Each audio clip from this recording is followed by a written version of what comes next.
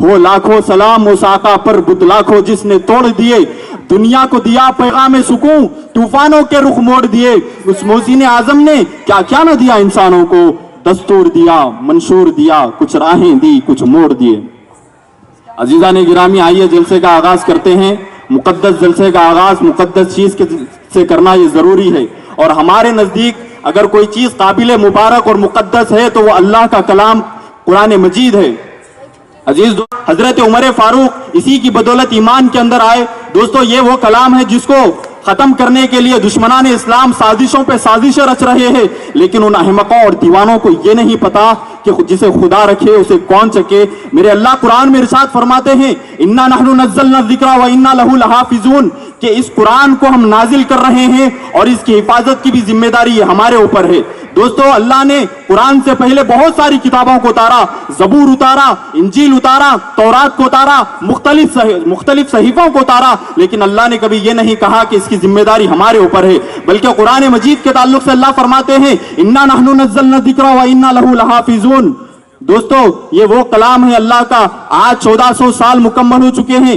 آج چاہے وہ ہندوستان کا مسلمان ہو یا امریکہ کا مسلمان ہو، چاہے وہ غریب مسلمان ہو یا امیر مسلمان ہو، چاہے وہ کالا مسلمان ہو یا گورا مسلمان ہو، دنیا کے تمام مسلمان الحمدللہ رب العالمین پڑھتے ہیں، کوئی الحمدللہ رب العالمین نہیں پڑھتا۔ دوستو، یہ زمین پھٹ تو سکتی ہے، آسمان ٹوٹ سکتا ہے اور سورج اپنی روشنی کو کھو سکتا ہے، لیکن خدا کے کلام میں ذرا برابر فرق نہیں آ سکتا ہے۔ قول محمد قول خدا، فرمان نہ بدلا جائے گا، بدلے گا زمانہ لاکھ مگر قرآن نہ بدلا جائے گا۔ آقا علیہ الصلوۃ والسلام کے شان میں نذران عقیدت پیش کرنے کے لیے دعوت دینے جا رہا ہوں۔ اس نبی کی شان میں جس کے متعلق کسی نے ساغر کو کہا کہ ساغر نبی کی شان میں کچھ کہو، تو ساغر قلم اٹھاتے ہیں اور یہ کہنے پر مجبور ہو جاتے ہیں کہ اس کی لوری کے لیے لفظ کہاں سے لاؤں، اس کی لوری کے لیے لفظ کہاں سے لاؤں، سارے عالم کے مقدر کو جگایا کس نے، اور جس کے جھولے پہ ملائک نے ترانے چھیڑے، قیصر و کسریٰ کے منیروں کو ہلایا جس نے۔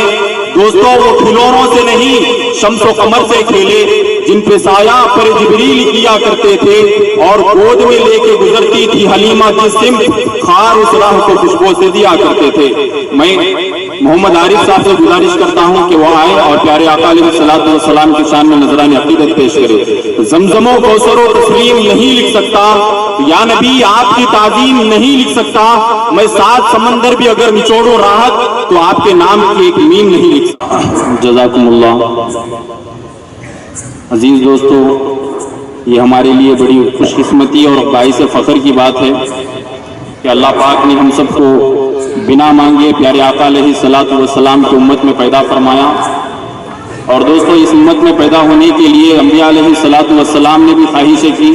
حضرت موسیٰ علیہ السلام جیسے جلیل القدر پیغمبر جس کو کلیم اللہ کے لقب سے نوازا گیا، حضرت عیسیٰ علیہ الصلوۃ والسلام نے بھی اللہ سے خواہش کی کہ اے اللہ، ہم کو پیارے آقا علیہ الصلوۃ والسلام کی امت میں پیدا فرما۔ دوستو، حضرت موسیٰ علیہ الصلوۃ والسلام جن کو اللہ نے تورات کی کتاب عطا فرمائی، جب وہ تورات پڑھ رہے تھے تو یوں عرض کرنے لگے کہ اے پروردگار عالم، میں نے تورات کے تختیوں میں ایسی امت کا تذکرہ پایا ہے جس کو آپ نے خیر امت کے لقب سے نوازا ہے۔ حضرت موسیٰ علیہ السلام عرض کرتے ہیں کہ پروردگار عالم، میری خواہش ہے، یہ التجا ہے کہ اس امت کو میرے لیے بنا دیجئے۔ اللہ فرماتے ہیں کہ اے موسیٰ، نہیں، وہ تو میرے آخری محبوب جناب محمد مصطفیٰ صلی اللہ علیہ وسلم کی امت ہوگی۔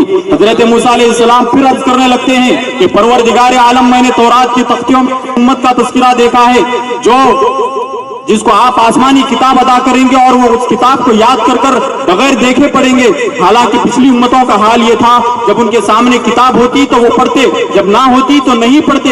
اللہ نے یہ نعمت ہمیں عطا فرمائی ہے۔ حضرت موسیٰ علیہ السلام عرض کرنے لگتے ہیں، اللہ جی، انہیں تو میری امت بنا دیجئے۔ اللہ فرماتے ہیں کہ موسیٰ، نہیں، وہ بھی احمد مجتبیٰ محمد مصطفیٰ صلی اللہ علیہ وسلم کی امت ہوگی۔ حضرت موسیٰ علیہ السلام پھر عرض کرنے لگتے ہیں کہ پروردگار عالم، میں نے تورات کی تختیوں میں ایسی امت کا تذکرہ तस्करा देखा है, जो अहले जलालत और अहले बातिल से किताल करेंगे, यहाँ तक कि वो लोग कायने दज्जाल को भी मार डालेंगे। ऐ अल्लाह उन्हें तो मेरी उम्मत बना दीजिए। अल्लाह फरमाते हैं कि मैं ही मूसा, वो भी मेरे लाडले महबूब जनाब मोहम्मद मुस्तफ़ा सल्लल्लाहु अलैहि वसल्लम की उम्मत होगी।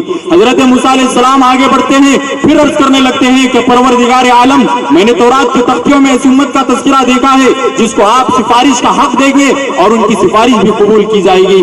अल्लाह जी उन्हें तो मेरी उम्मत बना दीजिए। अल्लाह फरमाते हैं कि मूसा नहीं, वो भी मेरे आखिरी महबूब मोहम्मद मुस्तफ़ा सल्लल्लाहु अलैहि वसल्लम की उम्मत होगी।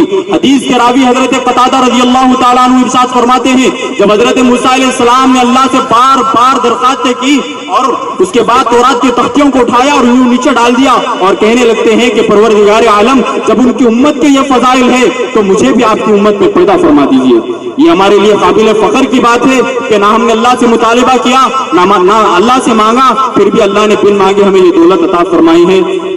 कुदरत ने ऐसा सजाया, उसने तकलीद को रश्क आया, जिसका रुतबा किसी ने ना पाया, वो खुदा की रजा बन के आया।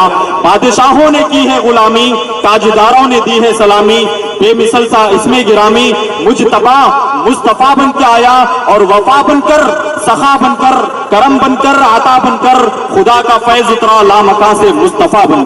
तूफान मकरोफन में किनारा है मुस्तफा, तूफान मकरोफन में किनारा है मुस्तफा, जो डूबने ना दे वो सहारा है मुस्तफा, जो डूबने ना दे वो सहारा है मुस्तफा, रब वसल के खातिर बसद नियाज, अर्शे उला से जिसको पुकारा है मुस्तफा।